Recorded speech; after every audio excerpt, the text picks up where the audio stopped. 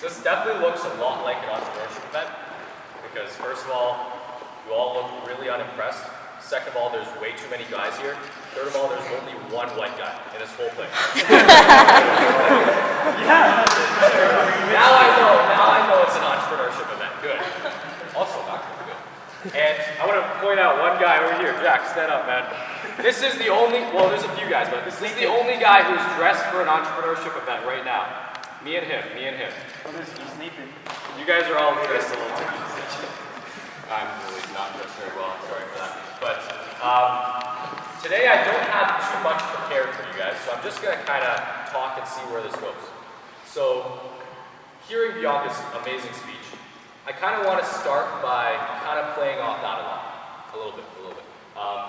And Bianca, she talked a lot about taking risks in being amazing. And that's a really important concept that I've integrated into my life. But I think whenever we talk about taking risks, I think we talk about it as too big of a thing. It's almost like an absurd, abstract concept. You take a risk, you start something. And a lot of people can't really relate to that. It's really hard to visualize that. So I want to start by talking about integrating risk into your everyday life. So I was reading a book. It was by a guy named Tim Ferriss. And Tim Ferriss, this book, it had some challenges. It was formatted in the form of a textbook. And it would have like a chapter, then at the end of the chapter, it would have some challenges that you had to complete in order to really learn what he had been teaching in that chapter.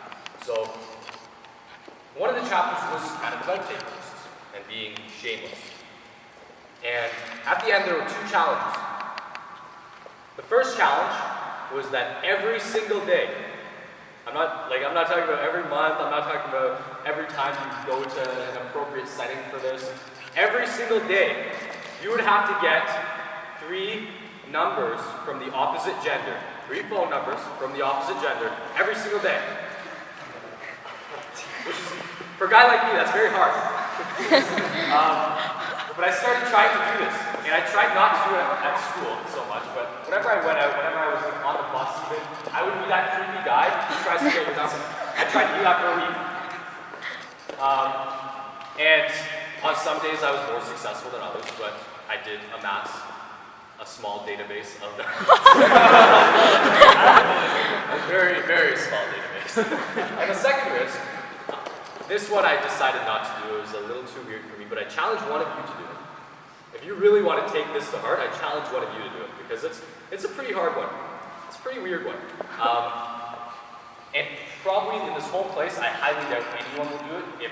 If I get one person to do it, I will feel very successful. So the second challenge was he told us, his readers, to go to random places and just lie down on the ground.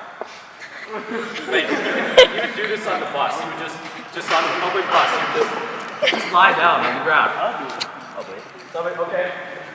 But the more challenging one is, he would go to nightclubs, and while everyone's kind of like raving, he would just go lie down on the ground. And this is something that seems kind of silly, seems kind of nothing to do with entrepreneurship, but knowing how to take risks doesn't start in this abstract notion of taking a risk and starting something. It starts in everyday things. Everyday things like asking a girl for her number, like lying down at a nightclub. Like, these are the types of things that are so concrete, so simple, something that you can visualize, that you can start doing, and that's how you're gonna build kind of a risk tolerance. So people who are, like, there's a pain Olympics, and they do some really weird stuff. And if any of you have seen the videos, don't share what happens in the pain Olympics. But in the pain Olympics, they do some really weird stuff to put you in a lot of pain. And they can't do this stuff right off the bat. Like, they can't cut off their fingers right off the bat. They have to kind of build themselves up for this. They have to build a pain tolerance. It's the same thing for risk. It feels really awkward the first few times you take risks. So you have to start with smaller, more concrete risks. And I'll tell you about a little one I took. This was a relatively easy one. So I was at school last year and this year again. I'm taking economics, and we have like I'm sure you know the really, really old teacher that is really, really boring. And she's one of those old ladies who just speaks in a monitor, just reads the PowerPoint out in front of the room. But I was in one of those classes. And so naturally, I was on my laptop, not listening. So I was looking through my email and I realized I had this invite, or this like ticket or whatever, to an event downtown where the president of Chile was speaking. So Chile, for those of you that don't know, it's known as the most economically developed country, or most economically competitive country in South America, more than Brazil. This is by the World Bank, that's what they say. So the president was going to be there, and he was going to be talking about how he's trying to promote entrepreneurship in Chile. So I was like, and my teachers are used to this. They're used to me doing this. I just went up to the front of the room and I asked, like, I didn't give her a reason even. I was just like, I want to leave. And she was like, fine. So I left. I took the trek downtown, and I was dressed very similarly to how I was dressed today, if not a little bit worse. Had my backpack with me. I think I had a lunch bag with me, so I looked really, really sketchy. Not in like a gangster sketchy way, but like just sketchy. But I was walking in, and it was a very similar type of dress code to how you are dressed right now. So I'm used to walking in and not dressed too well. And immediately I went to the front. I went to the front, and I sat at a table. It was like a round table. It was really nice glassware, like white tablecloths. Everything looked really fancy. Everyone was in a suit, if not a suit, then at least a dress shirt and a tie. And I was kind of in my sweater and jeans.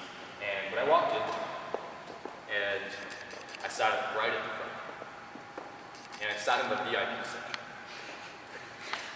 I was not a VIP. The VIP section, to give you an idea of who that was reserved for, there was the person's seat who I actually sat in. His name is Carlos Yggdrasil, and he's the president of the Santiago Stock Exchange. That's a $500 billion exchange. So I sat in maybe he won't. So I sat in that seat, and I stayed at the event, but they kicked me out immediately. And so I moved to the seat right beside him, and he was just kind of sitting in his seat, and I wanted to talk to him.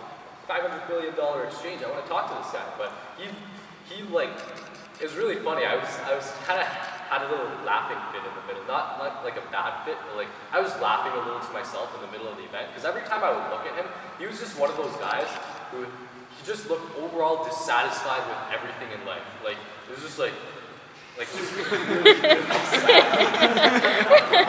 But I kept on looking at him, and I really wanted to talk to him. But I was talking with some other guys. I was talking with like one of Chile's biggest mining companies, the vice president of that company.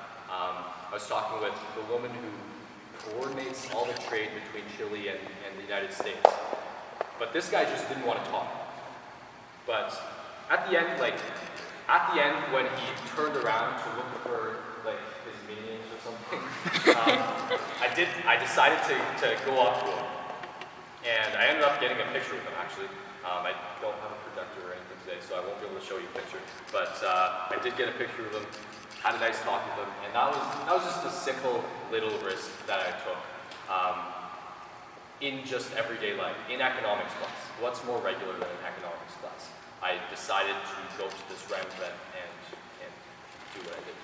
So, last thing I kind of want to finish with, because I think I'm running short on time, is, okay, so this is an entrepreneurship, correct? So how many of you want to be an entrepreneur? Good. How many of you think today you're going to be inspired or told how to, or just told generally to be an entrepreneur? Good. Okay, so I'm going to tell you right now, don't be an entrepreneur. Now, there's two reasons for this. First of all, okay, one of the most wise things I heard ever was this guy named Reza Satchu. I'm not sure if any of you have heard of the Next 36 program. It's for university students. This is the program to be in if you want to start a big business. If any of you have heard of Pura Talent, that's one of the bigger ones that went through that program. But he said he was in a room way bigger than this one, with like 400, 500 university students, and he said, out of this whole crowd, I know only about 5 of you are actually going to be entrepreneurs and should actually be entrepreneurs. Because entrepreneurship, and I'm saying this for me, entrepreneurship doesn't make any sense.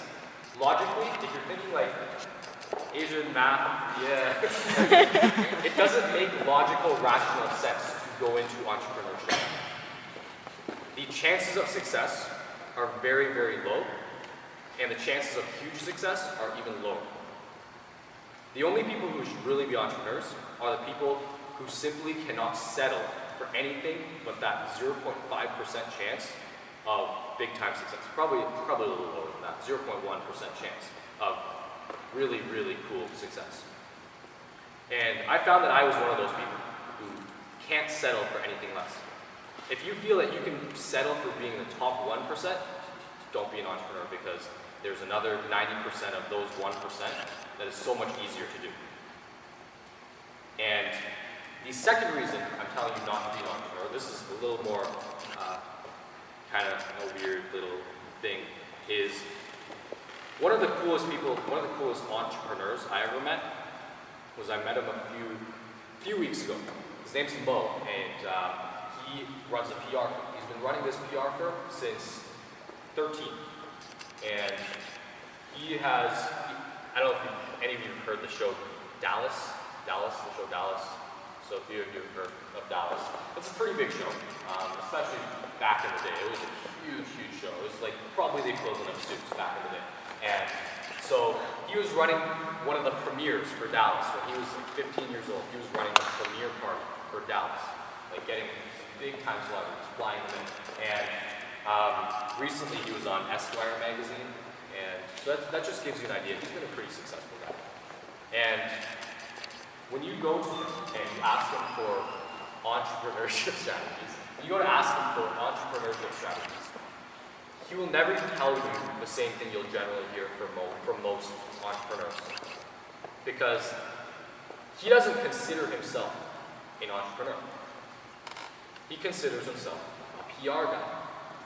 He runs his own business, he runs his own PR firm, but he doesn't say, I'm an entrepreneur. That's not the first thing in his title. The first thing in his title is PR guy. He's a PR guy. And that's kind of what I advise you guys to do. Don't be an entrepreneur. That shouldn't be in your title. Externally, sometimes you do have to say, like, if you're going to speak at an entrepreneurship event, generally you have to, put entrepreneur in your title. But think to yourself, I don't want to be an entrepreneur. I want to be a blank, and fill it in with whatever industry you want to go into. For example, Nikita over here, she has been talking about this idea for a long time, and you guys will hear a lot about it. I'm looking forward to tasting it. She's creating a combination of high-end cake. And I'm not going to go into too much detail, but what she should be saying, that she wants to be, isn't an entrepreneur. She should be saying, I want to be like a baker, not really, like baker, yes. Cake connoisseur, like a cake artist, that's the type of thing that she should be saying she wants to be. What type of idea are you thinking? Educational, I remember, I don't really know what it means, but educational software. So he should be saying, I want to be somebody who scales education, or make an educational revolutionary.